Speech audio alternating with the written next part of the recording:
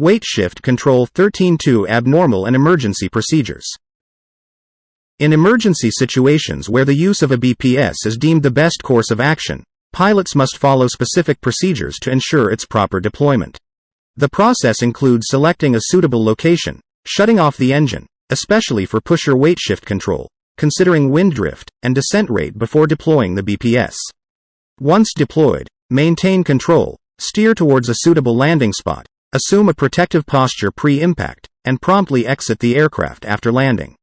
Ultimately, the decision to incorporate a BPS and its usage in emergencies requires a balanced evaluation of its advantages and disadvantages.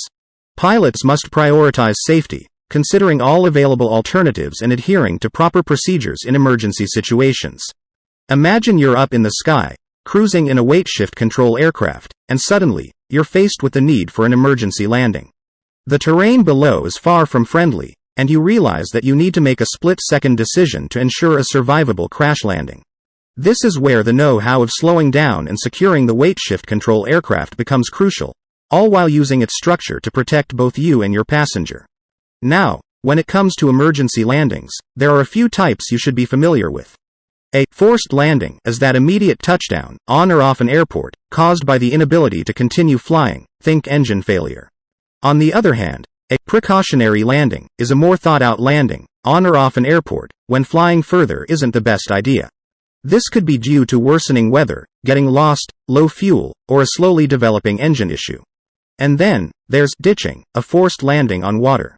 You'd prefer a precautionary landing over a forced one any day. Why? Because it gives you more time to pick your landing spot, plan your approach, and, if needed, use some power to fix any errors in your judgment or technique. But here's the catch. Sometimes, pilots let situations that call for a precautionary landing turn into immediate forced landings. Why? Well, wishful thinking instead of sound reasoning is often to blame. Picture being trapped by weather or facing fuel exhaustion. A pilot not even considering the option of a precautionary landing is setting themselves up for a seriously risky alternative. Now, let's talk about the mental game. When an emergency hits, there are psychological factors that could mess with your ability to act swiftly and smartly. Imagine freezing up at the thought that your aircraft is about to hit the ground.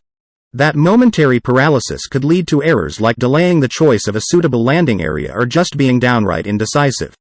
Desperate attempts to fix things at the expense of proper aircraft control fall into the same category. You know, there's this ingrained idea from training that whenever your flight instructor pulls the throttle for a simulated forced landing, you'll magically find a relatively safe landing area. But here's the kicker.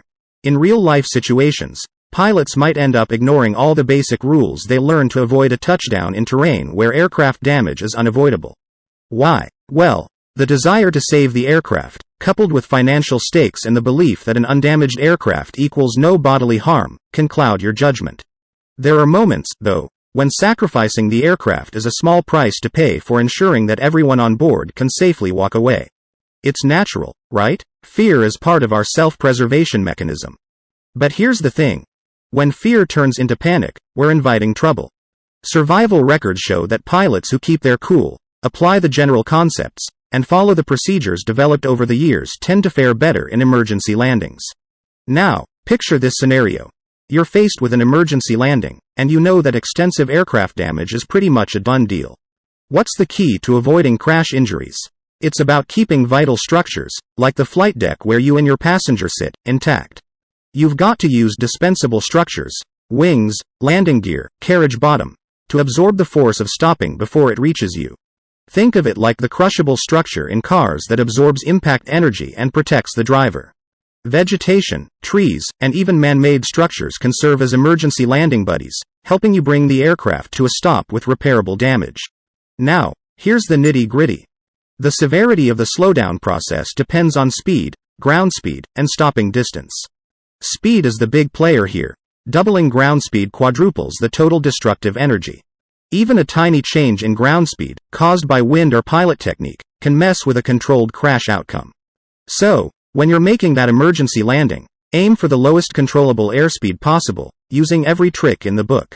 You might be thinking, big, flat fields are my best bet for an emergency landing, right? Well, not necessarily. You don't need a massive landing zone if you can dissipate speed uniformly. That's why aircraft carriers have arresting gear designed to provide a constant stopping force from the moment of hookup. Consider this. If you're landing into a headwind with a 25 miles per hour ground speed and a uniform 2G deceleration, you'd only need about 10.5 feet to stop. Now, if it's a downwind landing at 50 miles per hour ground speed, you're looking at 42 feet, about 4 times as much. Landing uphill reduces stopping distance, while downhill increases it. It's a careful consideration considering wind, slope, and terrain. Emergency landings are a mix of skill and mindset. Knowing how to handle the aircraft, picking the right landing spot, and understanding the principles of controlled crashes, it's all part of the game. So, whether you're a seasoned pilot or someone just starting, remember, in an emergency, a clear head and well-applied knowledge might just be your best allies in the sky. Now, let's delve into the details of emergency landings, specifically focusing on attitude and sink rate control. Imagine this scenario. You find yourself in the midst of executing an emergency landing, and even in the most ideal terrain, one of the most critical mistakes you can make is losing control over the aircraft's attitude and sink rate at touchdown. Consider making a touchdown on flat, open ground, and you're dealing with an excessive nose low-pitch attitude. What's the risk? Well, you might end up sticking the nose into the ground, not an ideal situation. Similarly, avoid steep bank angles just before touchdown. Why? They increase the stalling speed and raise the chances of a wingtip strike. You might be wondering why all this emphasis on attitude and sink rate. Here's the deal. The moment your aircraft makes ground contact, its vertical component of velocity hits zero. That's the instant you need to keep it under tight control. A flat touchdown at a high sink rate, well over 500 feet per minute, FPM, on a hard surface could lead to injuries without necessarily wrecking the flight deck structure. However, switch to soft terrain, and an excessive sink rate might cause the nose wheel to dig in, triggering the wing and/or weight shift control aircraft to rotate forward into the ground. The result? A sudden and severe forward deceleration or even a tumble at higher speeds. It's a delicate balance, controlling your aircraft's attitude and managing that sink rate. This is where finesse comes into play, especially during emergency landings. So, whether you're a seasoned pilot or still working on your wings, remember, keeping that nose at the right angle and managing your descent rate are key players in the emergency landing game. Fly safe.